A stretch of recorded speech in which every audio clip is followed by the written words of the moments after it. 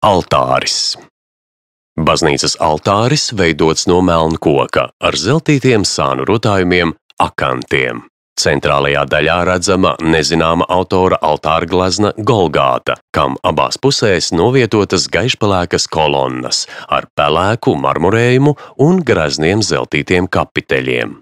Baznīcas retabla jeb altāra dekoratīvās paaugstinātās daļas pamats un altāra galds mūrēti no ķieģeļiem, bet altāra virsma izlieta no betona. Pats retabls ir griezts no priedes koka, un, lai tas būtu stabils, tā vertikālais balsts ir veidots no 3 brusām un ar dzels atsaitēm nostiprināts pie baznīcas sienas. Retabls baznīcas pastāvēšanas laikā ir labots vismaz 3 reizes. Pirmo reizi, visticamāk pie pārvietošanas uz jauno baznīcu, ap 1835. gadu, otro reizi 20. gadsimtā, kad veikti labojumi ar bronzas un spožmelnām krāsām. Savukārt trešo reizi 21. gadsimtā, kad apakšējās zeltītās līstes tika pārkrāsotas ar zelta imitācijas krāsu. Laikā no 2021. līdz 2023. gadam veikta retabla apakšējās daļas restaurācija, un to veica restaurātore Zane Stikāne. Sānu galdiņi bija diezgan brutāli pabojāti, tāpat kā retabla augšējā daļā bija daudz naglu pēdu. Acīm redzot, tās radušās piestiprinot vītnes vai bārkstis.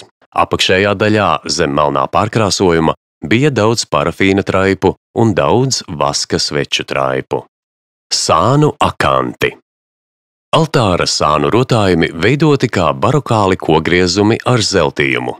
Oriģinālais zeltījums bijusi zelta imitācija, jo nobiruma vietās atklājās korozijas zaļā krāsā.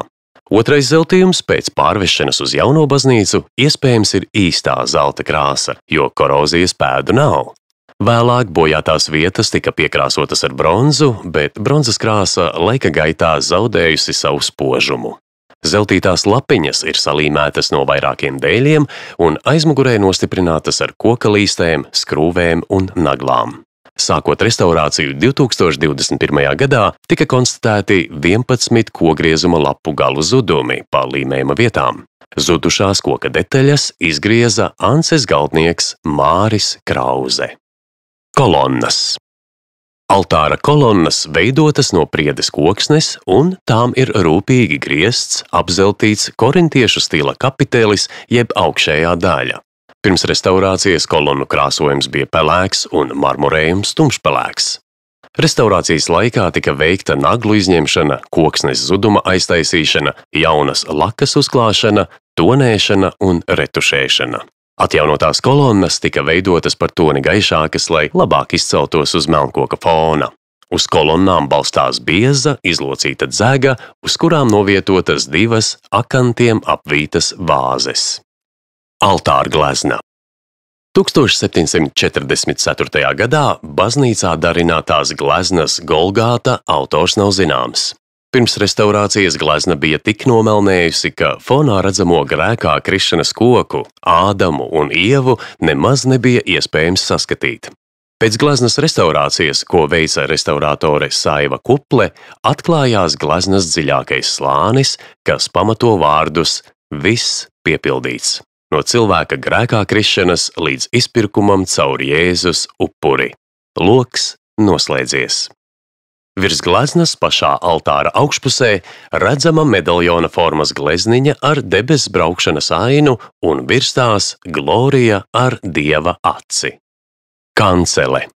Arī kanceles korpuss ir veidots no priedes koka un krāsots melnā krāsā. Pilastri atdala pildiņus, uz kuriem gleznoti evaņģēlisti un daži no apustuļiem. Pavisam var apskatīt 9 šādas glezniņas. Arī tās bija samelnējušas un ieguva jaunu spožumu pēc rūpīgas atjaunošanas. Tagad labi saskatāmas detaļas, dažādi simboli, kas lietoti kā informatīvais fons, Pēterim rokās atslēgas, Andrejam zāģis un tā tālāk.